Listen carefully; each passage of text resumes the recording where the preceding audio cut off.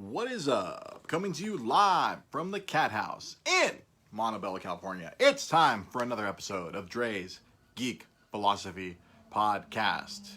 It's the Monday edition. It's the May 25th edition. It's the Memorial Day edition. Yeah, we're here coming to you on a holiday, and I'm afraid my neighbor's loud, annoying music may be picked up by either the phone mic or the podcast mic. I hope it's not. We're going to find out. Hopefully I can talk over it or through it. It's rather annoying. We have a neighbor here who just opens all of the doors of his car and blasts music as loud as humanly possible. And of course, it's the most annoying music that you could possibly find. Mexican country music, full of accordions and sad songs. It drives us crazy. We're here on time today because I didn't have to go to work today. We were off for Memorial Day since all the major shipping companies like UPS and Postal Service aren't working today. Neither did I. We didn't have to go in today. So that's why we're here relatively on time. I didn't have to be at the warehouse organizing a whole metric ton of orders, which I guess the number of orders is going to really go down because it got announced today that they're going to start reopening everything, at least to a limited basis, or it's supposed to be. I say, hey, look, you can hear East LA in the background. The explosions, I'm sure, were picked up by the microphone. It's fireworks season here in Los Angeles, so I'm sure I'll have to contend with that whenever I have to record a show. Fun. But yes, stuff's opening back up. Even I just got a message from one of my buddies at the big convention store, Frankincense. They're going to open back up this Wednesday, I guess, because California's like, hey, you can open back up as long as you keep 6 feet apart and wear your masks. Remember, always wear your mask. You can always get masks from my wife, like this cool Donkey Kong one. Etsy.com/shop/Le Meow Club if you want to order some masks from my wife. She's always very busy. She's incredibly busy between raising our son and making hundreds of masks. She's a very busy lady.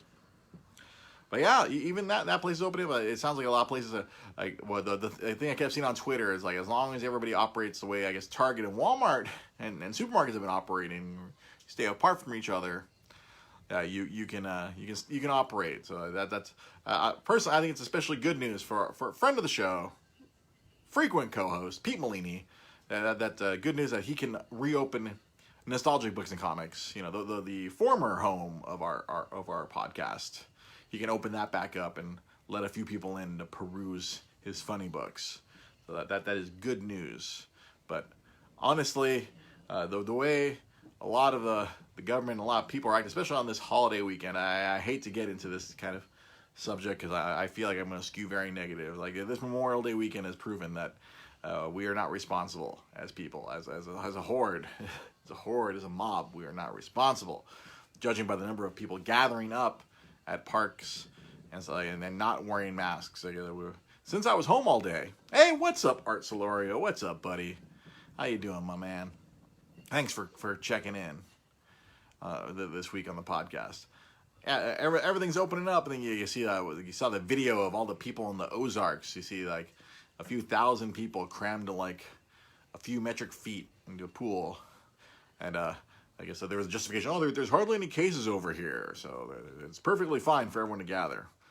Yeah, well, I hope that they have 0 cases, because if there's just one case in that massive humanity, then all of a sudden there's gonna be a whole lot more cases. That's how this whole thing spreads out. I don't want to get too crazy political, because apparently caring about people's lives is a political issue. Apparently, if you don't care about people, you're one side. If you care about the lives of people, you're the other side. It's getting out of hand, if you ask me.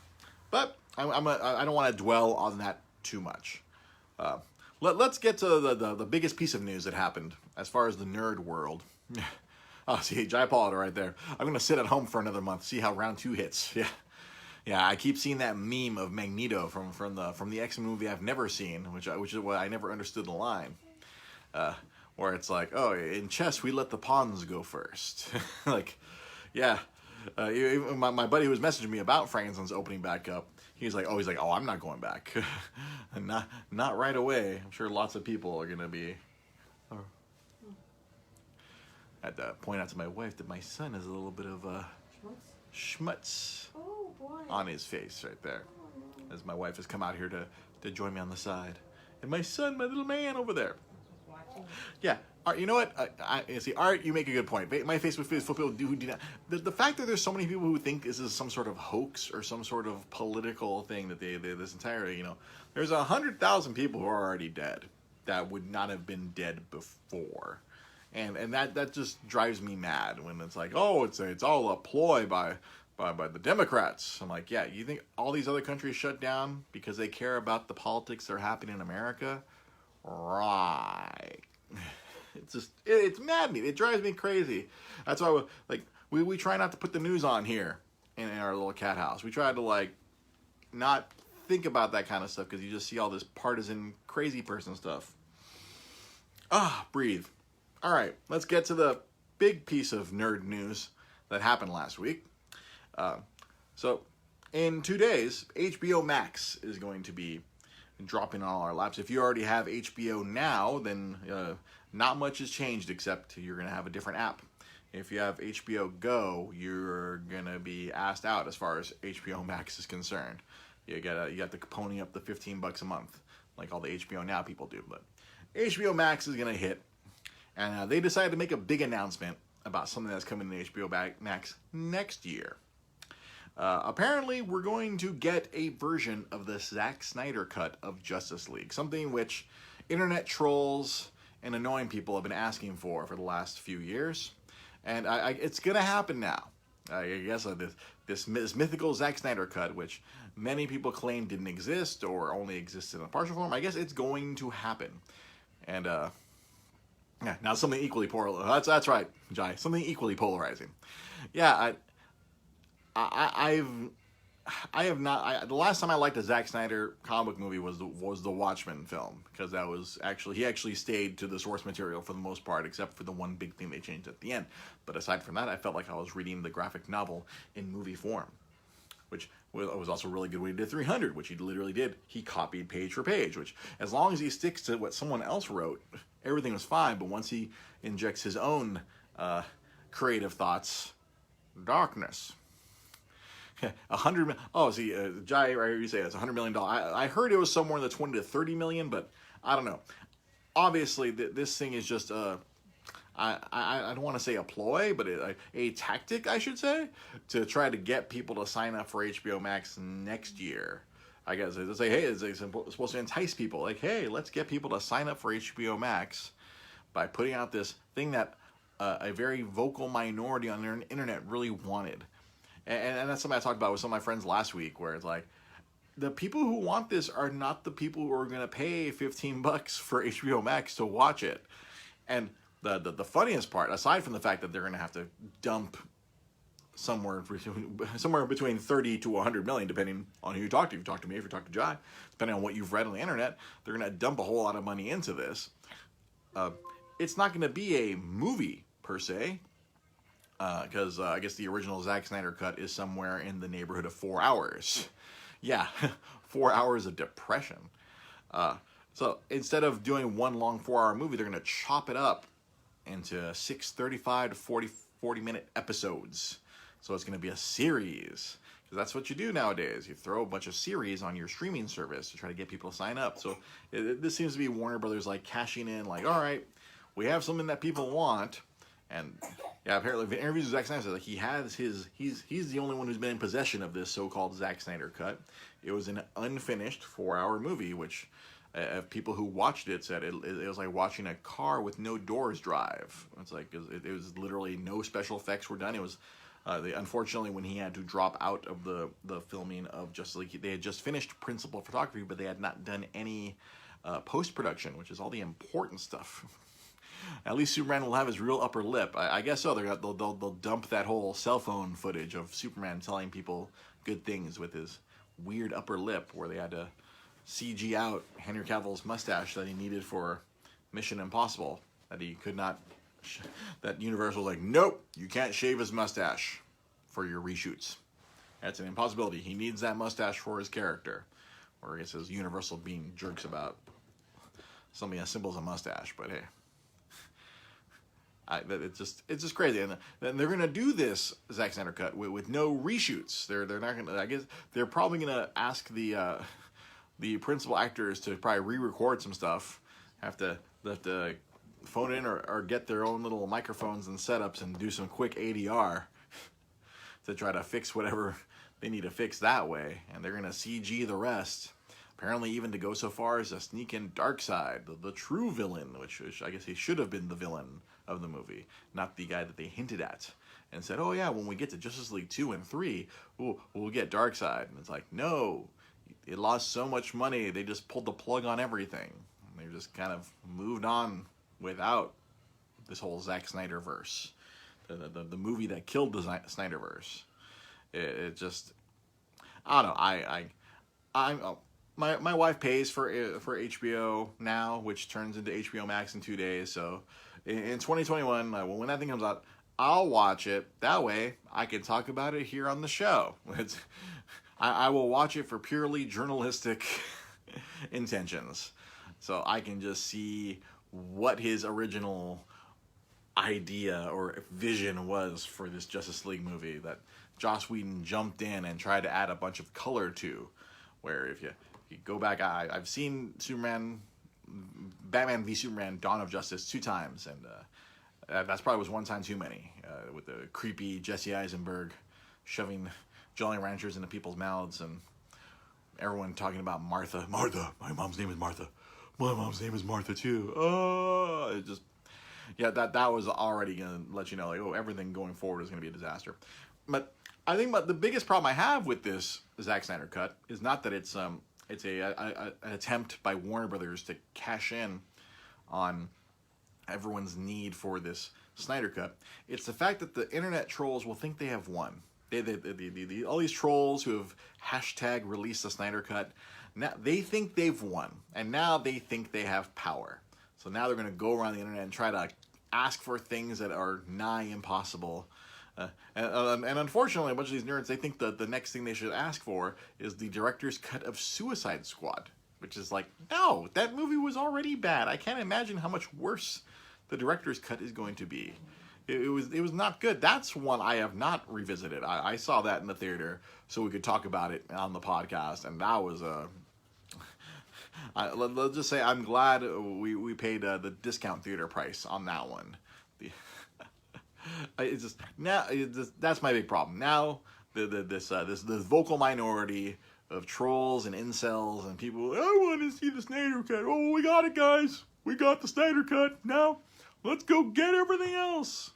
Let's go get Goku and Smash Brothers, or whatever ridiculous thing these internet trolls will think that they can earn by just complaining loudly for years. That was probably the biggest thing I gathered from this event of the Snyder cut is finally coming out. Like, I'm glad that yeah, Will Smith couldn't save that. Yeah, Will Smith couldn't save Suicide Squad. He tried his hardest. He tried to Will Smith as hard as Will Smith could. And yeah, you know what? Yeah, Will Smith, he didn't read the script, but you know what? He read the paycheck. Oh, so yeah, let's get the real cut of Rise of Skywalker. Let's get the 4-hour version with all the lens flares that J.J. Abrams loves to put into things. Let's get all the lens flares. Yeah, just now, yeah, let's say that it's just gonna open this giant Pandora's box of let's get all the cuts that didn't get made of movies that we don't really care about. Yeah, like apparently today was the 2-year anniversary of Solo, a Star Wars story, and the internet, I guess with its newfound liquid courage, was like, let's get the Solo sequel. We want a Solo sequel now. Yeah, Warner Brothers may have made the mistake of kind of giving in or thinking that there's a market out there of people who will actually spend money. Now, these people are the people who want this the worst are the people who will spend the least amount of money. That's what I see this all the time in the video game industry of people who clamor for games that have not been made, but once the game comes out, they disappear like ghosts in the wind. Like, hey, where are all these people who said they wanted to buy this game? We put this game out and it did terrible. We lost money. You know who frequently gets left at the counter like that? Who gets dine and dash like that all the time? Nintendo. That's why Nintendo's been burned so many times. They're like, fine, we won't make anything that you want. We'll just make what we want. We'll make what the casual audience wants. We'll make another Mario game. That's why they just do it. That's why hey, Breath of the Wild sold well. All right, cool. We'll make another Breath of the Wild. Yeah, they're definitely gonna like lose money. Oh yeah, this Snyder, like, there's no way there's gonna be enough signups on the HBO Max to justify the amount of money they're going to dump into this Snyder Cut. It's nigh impossible. You'd have to have so many of these trolls sign up for the service and stay on the service for an X amount of time. Like, they'd have to sign up, pay the $15 a month for a year, and then maybe like you'd have to get the money back. You think even 10,000 of these guys are going to do it? No. They're going to steal someone else's password who actually has the service, watch it, or here's probably what's actually going to happen. They're going to borrow, one of them is going to borrow the password or actually pay for it for 1 month. Rip the footage, and then post it up on the internet saying, oh, it should have been free. Piracy is not a crime. That's what's going to happen with this. And then Warner Bros. Is going to be like, how did we take such a bath on this? People wanted it. That doesn't make any sense. Yeah, this vocal minority of entitled idiots on the internet, they don't ever make sense. They don't. That's why we don't see Metroid from Nintendo. Like, there are people out there who want to buy a Metroid game, but apparently there's not enough. There's not enough. I'm one of those people who will hand over whatever money. Like, when that Metroid, friggin', I forgot what it was called, on the 3DS. I happily handed over my $40 for a 2D Metroid game. I'm like, yes, but apparently not enough people did. Yeah. Oh, okay, here's a great one. Let's see. Jai Potter on Facebook Live. Internet nerds think they're Emperor Palpatine. Unlimited power. Yeah. Look what happened to Mega Man. Yeah. They just stopped making Mega Man games. Period. And some of the stuff I've learned from being on the inside, it's like a lot of these companies, they don't even care anymore. They just want to put out digital games, and they want to retool some remasters and cash those in. I'm looking right at you, Capcom. I'm looking at you, Konami. There's a lot of good games that are not getting new versions, and they're just crapping out some old ones. Like Konami putting out those terrible digital collections, and that's it. That Konami, they literally don't want to print any games. They just want to do digital games. Like, oh, they only want digital. That's it. Yeah, Bethesda pushing Skyrim out over and over and over. Just how many ways can you shove that onto another system? And then yeah, Capcom. I mean, granted, I am one of those people who will buy the remake of Resident Evil 4 over and over and over and over and over again. But there's not too many people like, or I guess there is enough, especially for Capcom, because they just keep pushing those out. Hey, let's put out Devil May Cry again on all the current systems. Hey, let's put out Resident Evil, all of them, over and over again. Let's keep doing those. We don't need to put resources into creating a new game. Screw new games. Let's just take the old ones and do them over and over again. It's been working for Hollywood. It's insane. Speaking of Resident Evil 4, especially now, today with this extra time off, I had the day off today from work. So whenever I wasn't taking care of that young man over here on my right, on your left, I've been logging some time on, of course, Resident Evil 4. I'm part of the problem. Ha ha ha ha. But yeah, Resident Evil 4 is one of my favorite games of all time. And after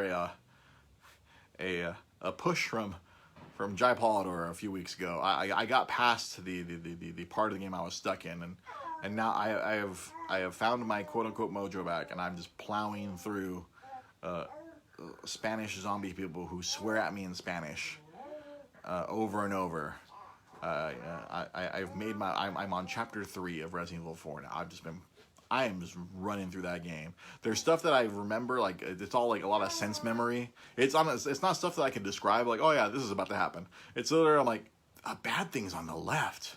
I don't remember what, but there's a bad thing on the left. On Saturday, I was playing, and I had just defeated that El Gigante. There's this giant monster. He has a big old thing comes out of his back.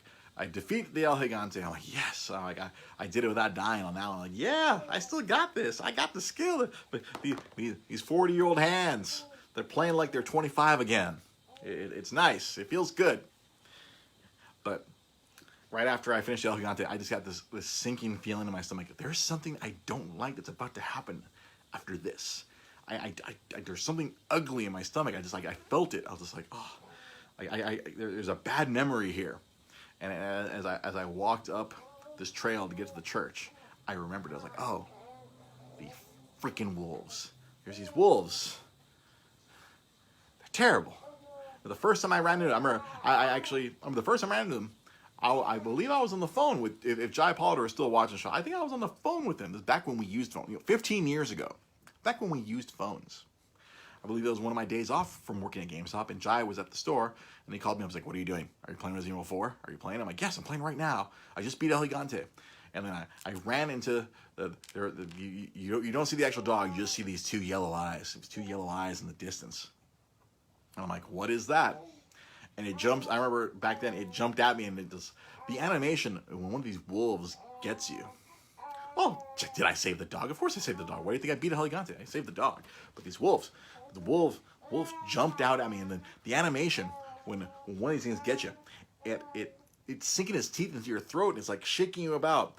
And I remember I screamed on the phone, and Jai goes, did you just scream? I'm like, yes, I did just scream. A wolf just came out, and he was chomping on Leon's throat.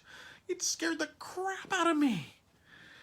This is like a true jump scare like Resident Evil used to do back in the PlayStation 1. But like, I didn't expect that. I'm just running up with my little handgun. So this past Saturday when I reached that point, I was like, oh no, I remember this.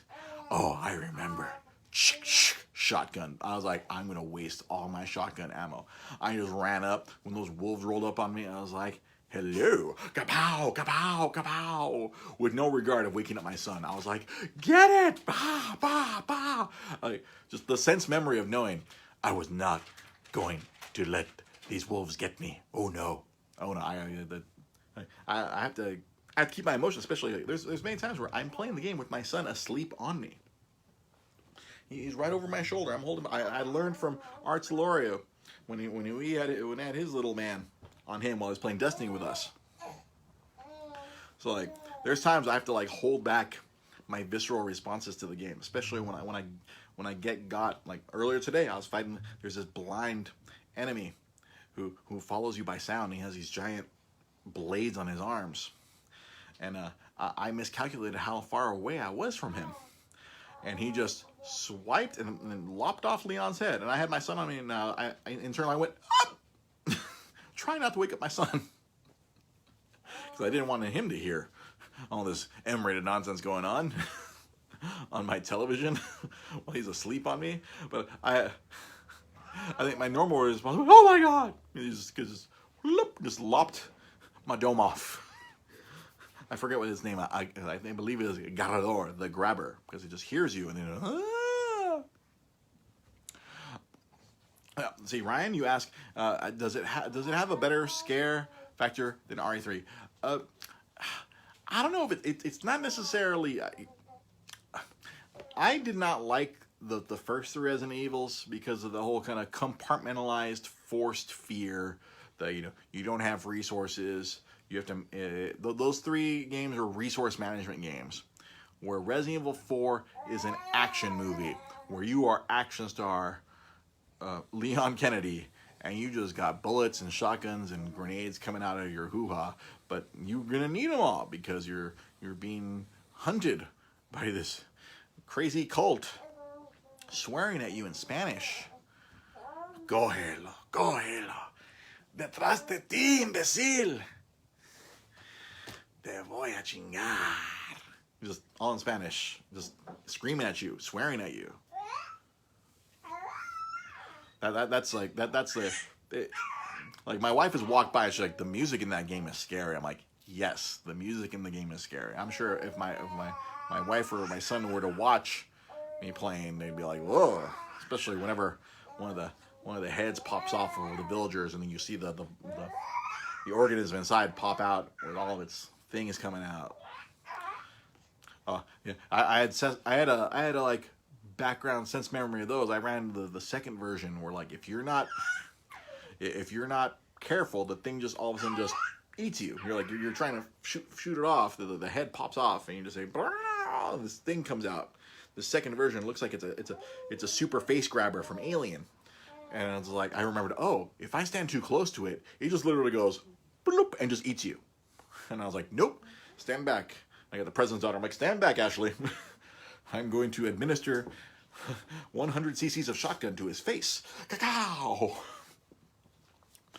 And I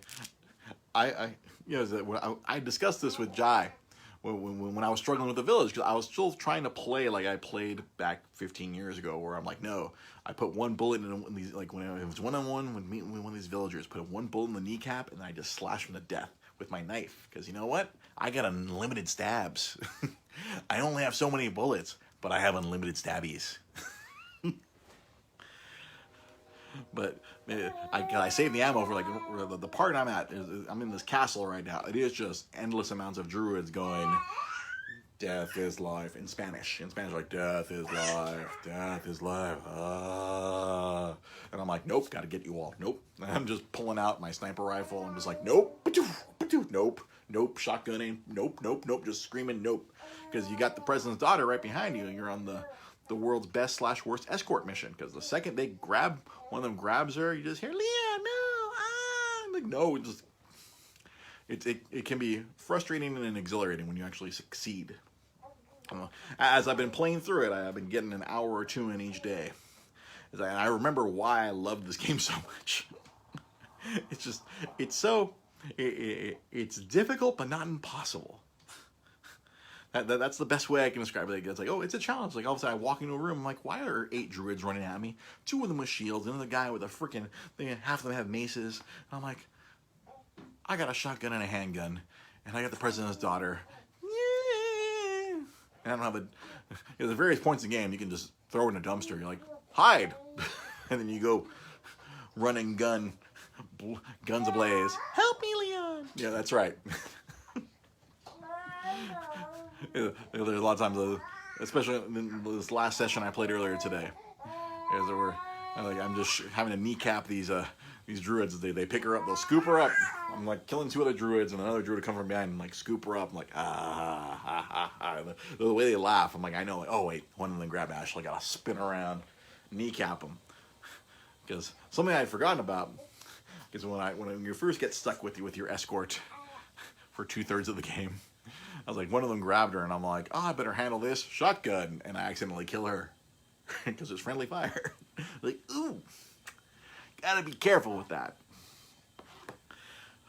Yeah, I am in a rabbit hole here, and you know what? What this has also done, it has shown me the true greatness of the Nintendo Switch. You know why? This thing is amazing. I can literally take this awesome console game from 15 years ago and take it with me anywhere I want. Play it anywhere. I can play for 10 minutes on my lunch at work. I can play it at the dinner table. I can play it anywhere. I can take it with me. I can put it to sleep whenever I want. It's like my wife wanted to change the TV back to the TV. I'm like, hang on. Put the Switch to sleep. Back in the days, you'd be like, oh no, I gotta leave the GameCube on. Or I gotta leave my. Oh, hold on. I gotta find a save point. Oh, I'm like, oh. Easy, put to sleep. Oh, I'll work on it tomorrow. Easy peasy. I was thinking about it today. I'm like, no, this system is truly revolutionary. It's a portable console. I can just take it anywhere I want. Well, all right, you're revisiting the DS games. My son wants to contribute to the podcast so bad. Like, we were talking earlier today, and he was very vocal earlier. Not crying, but like he's trying to tell us something. And his 5-month-old, like he's about to turn 5 months next week. He's trying to tell us something. I don't know what it is. Half the time I'm sure it's, I have soiled myself, Father. Change the diaper, please. Or, I am very hungry. Take me to mother immediately. But there's other times where like, he has a clean diaper. He's full of milk, like earlier. And he was just talking to me. He was like, ow, ow. He was trying to tell me something. He grabbed me by the goatee. And he was just like, he's like, look at me when I'm talking to you. My eyes are up here. That's for you, Jai. It was just, I'm trying to figure out what that young man wants. And, what is that? I keep trying to tell him, like, here are your vowels. Here are your letters. Let's try to put some words together. Damon has joined us. I saw earlier today, Damon is trying to play Link to the Past. Yeah. Art says that Tiger is singing the song of his people. And then Jai says, he's saying, feed me, Seymour, feed me. Honestly, half the time, he just wants food. He's the size of a toddler. Damon, I hope you're enjoying Legend of Zelda: Link to the Past. That's one of my personal favorites. I love that game a lot. It's the greatest 2D Zelda ever. I don't care. Link's Awakening is like right there. There's a 3DS sequel later on. There's a sequel to that one, Damon, for the 3DS called A Link Between Worlds. But I hope you're enjoying that. The OG Zeldas were just such slogs where you needed the Nintendo Player's Guide to get through. But yeah, and you know, as I've been playing through this RE4 on the Switch, I'm like, now I want to go find other games from that yeah, because I trip out, I was like, oh, because you can get games from the PS2, GameCube, Xbox generation. You can get games from the PS3, Xbox 360 generation, and you just take them anywhere you want. We've always been tethered to our freaking TVs. Whenever I wanted to play those kind of games, it's just I know I probably said this 3 years ago when we started the podcast, but now we're starting to see the realization of like these games they're good games. Take-Two is going to release the Borderlands collection, XCOM, and something else. I know Take-Two's releasing 3 other games all at once next month on the Switch. I believe, it's BioShock, the BioShock collection. You can play BioShock, which, honestly, that might take a lot of the ambiance out of the game if you're just playing on the Switch, you know, by itself. But being able to take it anywhere you want, it's the dream I've always dreamt back when I was playing my Game Boy Advance. I'm like, oh, wow, because I always felt like the Game Boy Advance was like that. That was that portable Super Nintendo.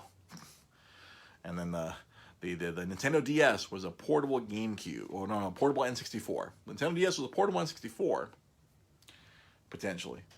And then the 3DS was, all right, cool. We're getting close to like portable GameCube, but we never got anything really that close to, except the Street Fighter 4 on the 3DS. That was pure art. That was amazing that you could take a game that's console level. That was back where I was last blown away. Yeah, I was blown away by freaking the Street Fighter on the 3DS. Like that was like last time I was like, oh wow, this is amazing. We're getting so close to a portable console. And no, we weren't that far away. We were not far away. That was what, 2010 or 2011 for the 3DS.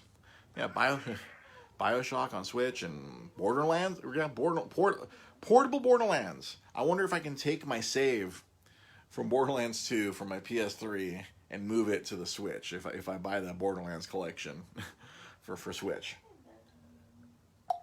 I know Gearbox is a good guy video game company. They might actually do it.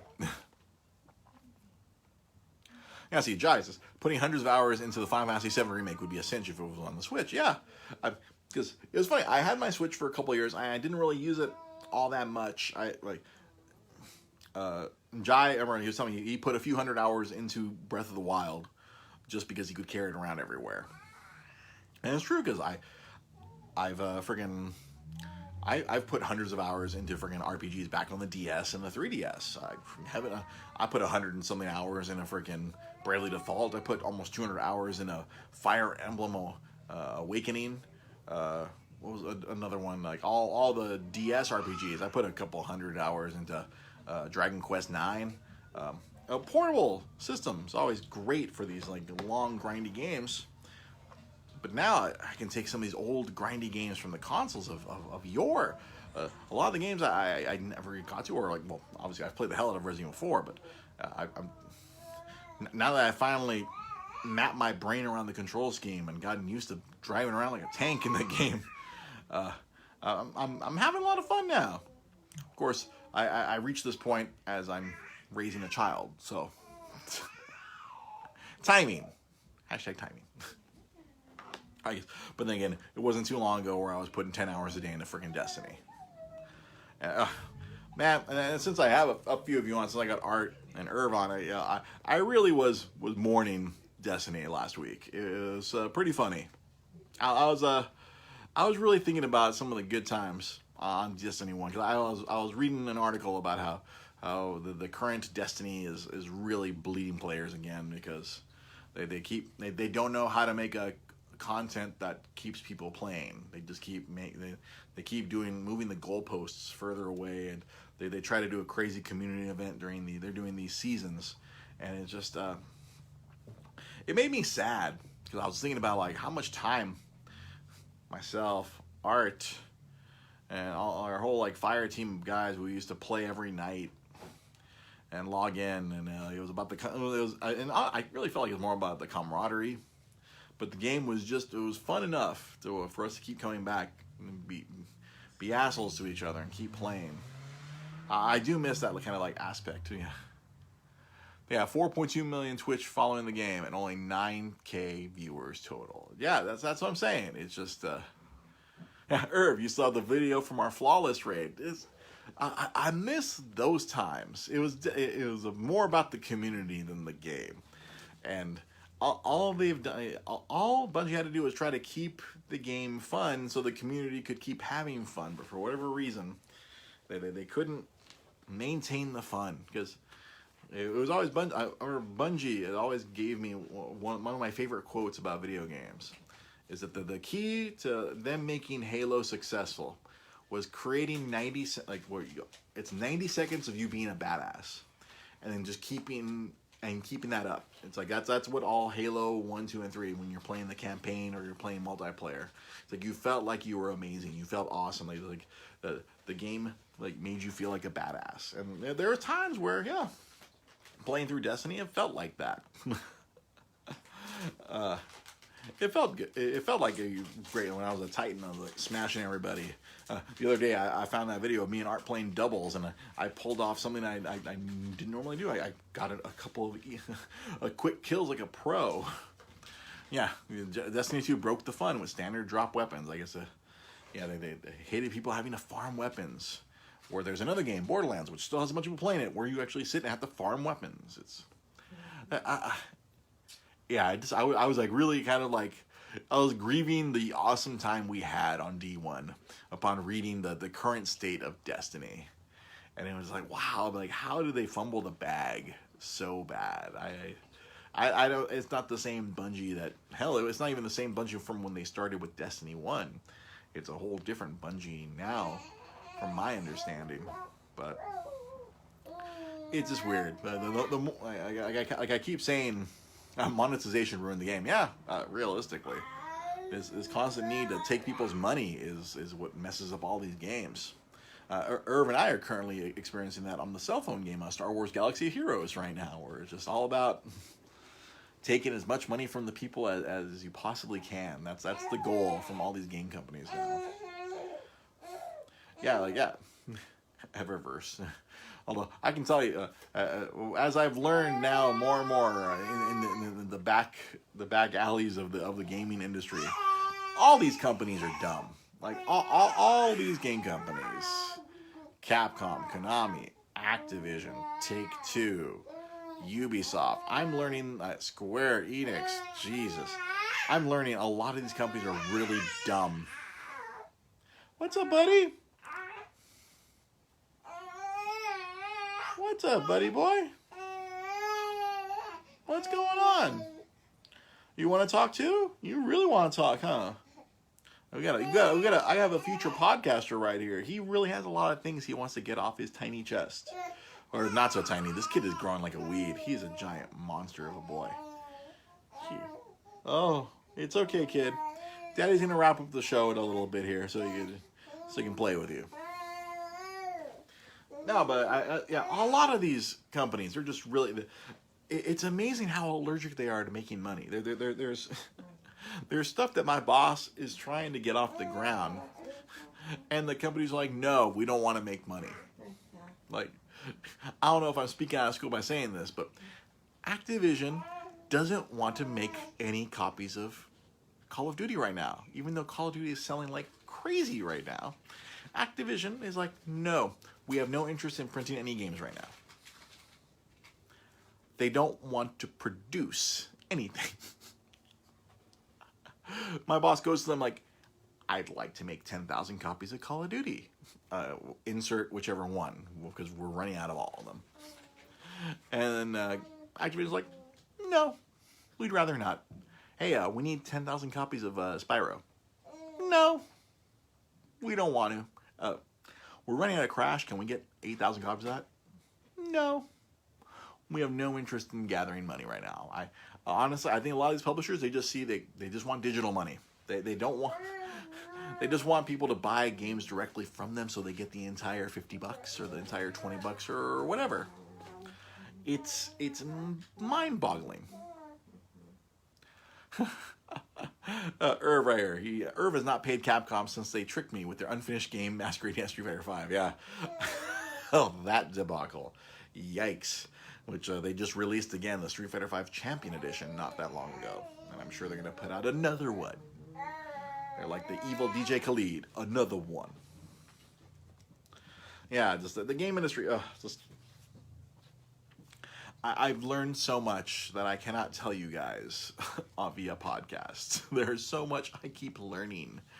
And about the big companies, too. It's mind-boggling the way they operate. Or like this, like every corporation.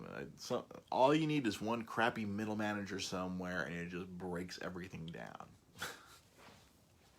It's just frustrating, to say the least. I say, hey, why can't we get X game put back out again? It's like, nope, they don't want to. Why won't insert company here do this? Nope, it's not in their plans. They don't feel like it. They don't want to put games in people's hands, apparently. Physical discs are the thing of the past. Nobody wants those. We want those delicious digital media rights that we can snatch away at any moment and not have to give you back any money. What, you want a disc that you can play in perpetuity without us having any control? Oh, no. We want those beautiful, delicious DRMs and all that delicious DLC. Yeah, all these RE makes, the remake 2, remake 3, and incoming RE make 4, and I'm shocked they haven't done Monster Hunter, but yeah, it's crazy that Monster Hunter game, that is Monster Hunter, the last one, this Monster Hunter World is the most successful game in Capcom history, more successful than any Resident Evil, more successful than any Street Fighter. Monster Hunter World was their most successful game. Period. Capcom's nuts. I don't know what else to tell you guys. Yeah, I'll keep you abreast. The closer we get to disaster, I'll let you guys know. Yeah, when you buy digital, you've bought a timed game experience. Yeah, that's why I'll only play free digital games, and I will not put money into them. Like the Star Wars Galaxy Heroes that Irv and I play, like the Marvel Strike Force that I put time into. All these other cell phone games that I keep myself occupied. But now I've been trying to put the cell phone down and play my Switch. Yeah, not buying Breath of the Wild 2 digital. Yeah, right? Huh. Yeah. Jai, right? Oh, look at it. Let's see.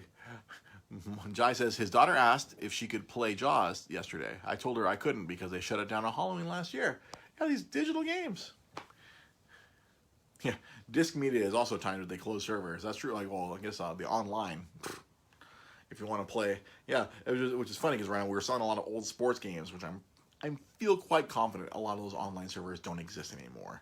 Someone buying Madden 09 on Xbox 360. I'm pretty sure they're not going to find an online game, but I guess maybe they just want to play at home by themselves. Why not? That's all we can do. Well, I guess as we're nearing the end of this pandemic, so to speak. I heard Devil May Cry 5 was good, but we'll see. We only want to buy physical. There's an entire company that's fleecing people's money. I mean, making physical games that limited run people out in North Carolina. I got to meet them last year at the SoCal Retro Game Expo. They seem like decent fellows, but they have a very tiny staff, and they sell a lot of games. They pre-sell a lot of games without having the physical media, and they have to go make a whole bunch of crazy physical media. It's nuts.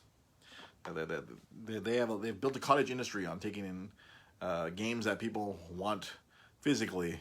They're only available digitally. Oh, I'm slowly losing my ability to speak English. They've built a whole industry on getting people to pay 3 times the digital price for a physical game. This is why the video game industry is in trouble long term. We're fine. All of us right here, all of us gamers, we're okay for the foreseeable future. But the 10, 15 years from now, it's gonna be trouble. Yeah, Anthem knows about empty servers.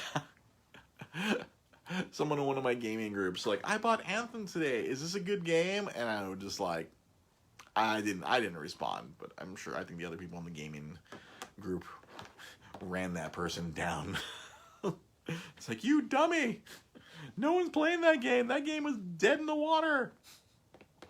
BioWare doesn't know how to make games anymore.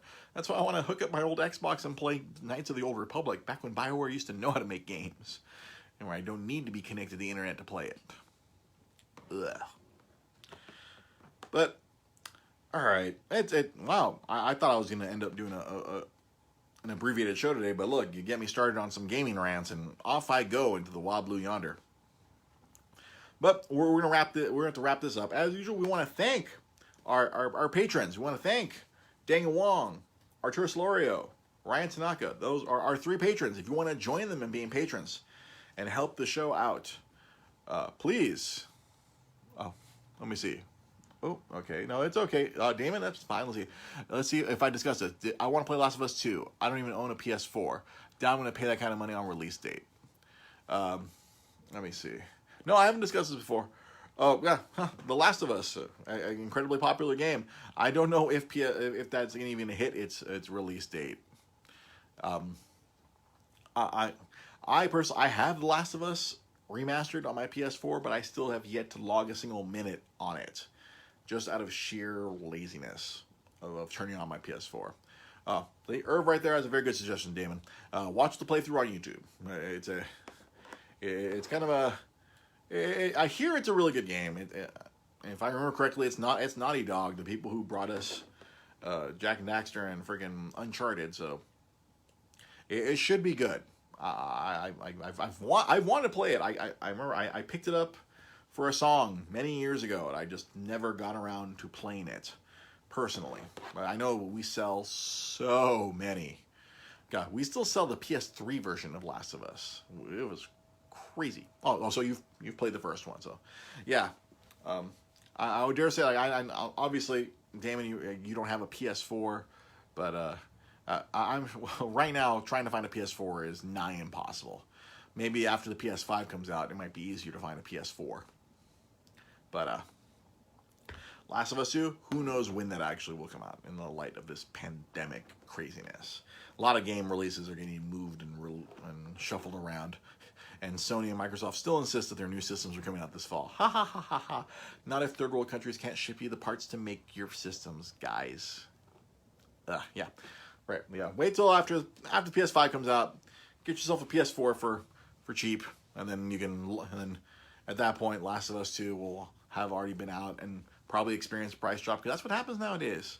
Buying a game on day one, it seems foolish because within 2 weeks, it'll be down to $40. Because publishers will get desperate and they're like, oh no, we need more money now. Drop the price. I'm looking at you, Mortal Kombat 11. Oh, L.A. Noire. Oh God, don't get me started. I've been fighting the urge to replay that game. That's a good. See, I can see once we get on the gaming topics. I can talk forever.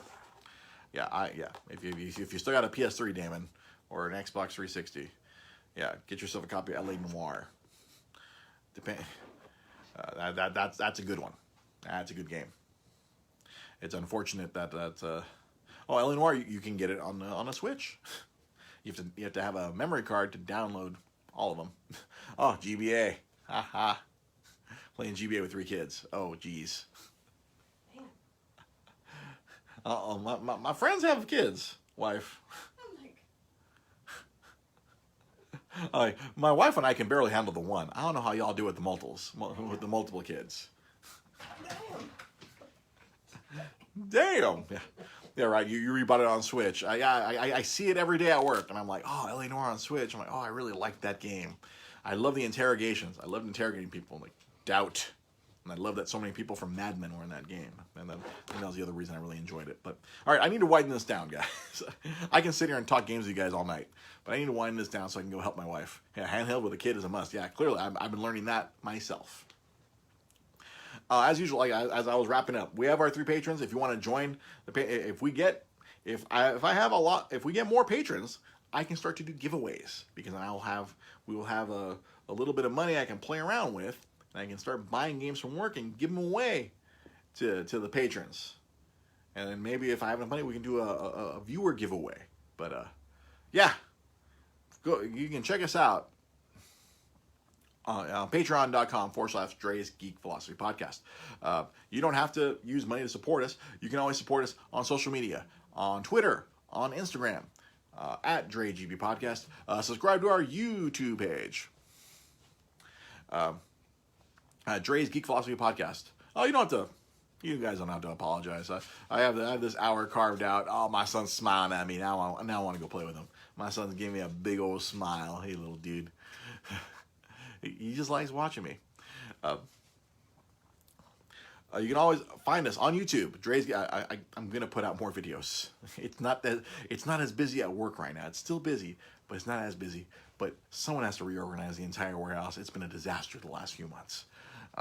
Dre's Geek Philosophy on YouTube. Give us a subscription. Give us a few likes. Watch some videos there. There's some gaming videos there as well.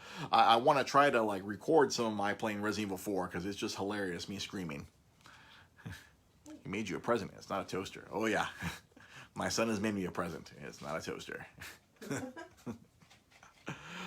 You can always catch us every Monday night talking about anything in the world of pop culture. Lately it's been a lot of games, because that's the only thing that's going on right now, video games. Because movies aren't really happening. All this other stuff's not going on. TV shows. Hell, the fall TV lineup's just going to be a bunch of recycled shows. It's going to be great. All right. We'll see you guys next time. Have yourselves a great night. We'll see you next week. Bye-bye.